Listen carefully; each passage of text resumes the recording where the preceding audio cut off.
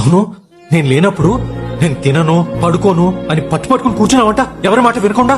ఏంట్రా అది? నేను రేపు ఊరికెళ్తున్నాను 10 రోజులకి. ఆ 10 రోజులు కూడా ఏమి తినవా? యాక్చువల్లీ ఏంటి చెప్పు. ఫీవర్ వస్తుంది, తినకపోతే. ఫీవర్ వస్తుందని తెలుసు కదా, తెలుసుకోవడం ఎందుకు తినలేదు?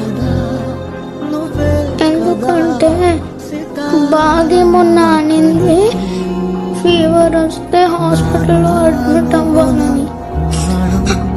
హాస్పిటల్లో అడ్మిట్ అయ్యి నీతో పాటు ఉండొచ్చని తినలేంటాడు.